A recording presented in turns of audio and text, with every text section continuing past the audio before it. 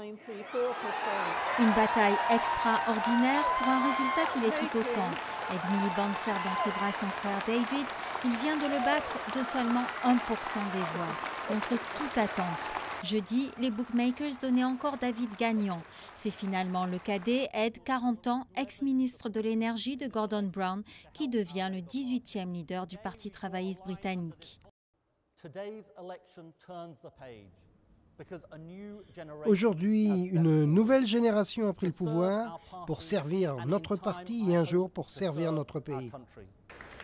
Ed Miliband succède à Gordon Brown, débarqué en mai dernier par les conservateurs de David Cameron.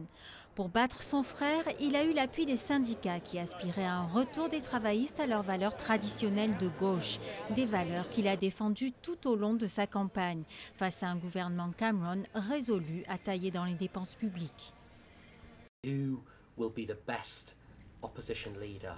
Qui sera le meilleur leader pour combattre un gouvernement qui essaie de détruire notre État-providence? Voilà la question que les travaillistes se sont posées et voilà pourquoi Ed a été choisi.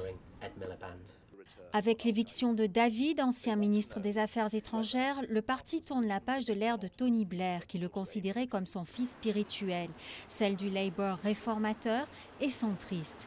Mais le pari est risqué. Moins expérimenté que son frère, Ed va devoir se forger une stature de premier ministrable que David avait déjà et rassembler autour de lui un parti dont la moitié des membres avaient choisi son frère. David, mon frère, je t'aime tant.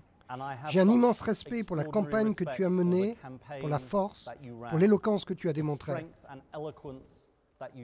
Un frère auquel il a immédiatement ouvert les portes du cercle dirigeant du parti.